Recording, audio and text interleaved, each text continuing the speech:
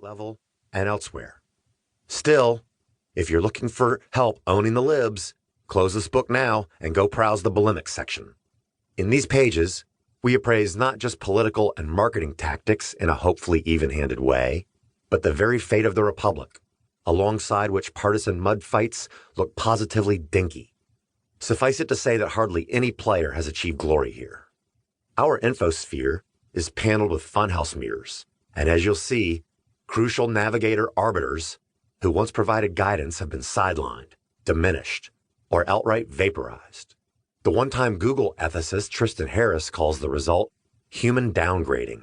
He says digital technology is helping to create social ills as threatening in their way as climate change, addiction, polarization, radicalization. Digital technology may not be the sole culprit, but it binds the trends together. Big tech platforms now dominate information disruption, but they remain notoriously vulnerable to abuse and resistant to oversight. The tech elite have not exactly rallied to insulate the U.S. political system from Russia and other source deception campaigns, which are as robust as ever, nor, as I write, do they intend to, not in meaningful ways.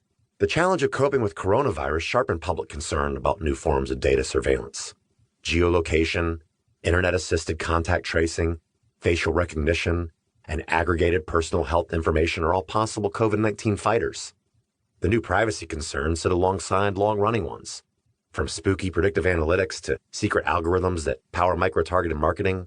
In a generation, political campaigns have journeyed from primitive targeting via TV buys and mailing lists organized by zip code to digital micro-targeting, the capability to tell each individual voter what they want to hear in any format on any device.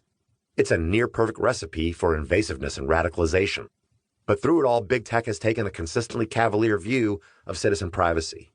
And digital citizens, that's us, have been asked to contribute precious little in the way of responsible civic behavior. You have to get certified to be a teacher or accountant, but online you can lie, cyberbully, inflame mobs, or gin up cancel culture crusades, doing arguably more damage than the worst accountant ever, without a license and with virtual impunity. Presidential campaigns and your old Aunt Edna, who forwards all those loony political diatribes, they do the same kinds of damage at different levels. And the former may be manipulating the latter. We deserve better from each other. And I see ways to get it without denting First Amendment rights. It's time we broach the responsibilities of digital citizenship alongside the privileges. Even before COVID-19, the United States was in the throes of a debilitating trust crisis. A 2019 University of Nebraska study found nearly 2 out of 5 Americans were stressed out by politics. 1/4 said politics had caused them to hate people, and 10% blamed politics for adverse physical effects. The pandemic seemed to push us closer to meltdown mode, the day when nobody trusts anybody and nobody believes anything. Look at how quickly bizarre virus conspiracy theories got traction. Look at how many Americans rejected official death tolls. When the metaphorical public square is this befogged, yesterday's truth is today's says you assertion. Everything is disputable, opposable, and dismissible. We have arrived at a post-data world. Some political forces see opportunity in the fog. I see disaster. The more citizens exit the process, the bigger the crisis.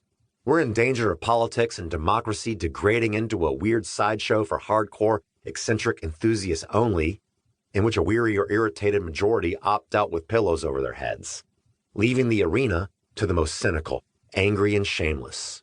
Whatever you would call that, it would not be participatory democracy. For reasons I don't understand, mourned David Brooks in 2019, we've had an epistemic explosion over the past few decades. Different American regions and subcultures now see reality through non-overlapping lenses. They make meaning in radically different ways. Psychosocial categories have hardened. The reasons are actually not so hard to understand, and as we unpack them in this book, I hope you and Brooks will understand them better as well. Steadfast squeamishness on the part of technology leaders about managing, editing, or regulating their platforms is one big reason we now see reality through overlapping lenses. Fake news is not a new thing, or even an internet thing. Newspapers were taking sides and sowing division before shots were fired at Lexington in 1775.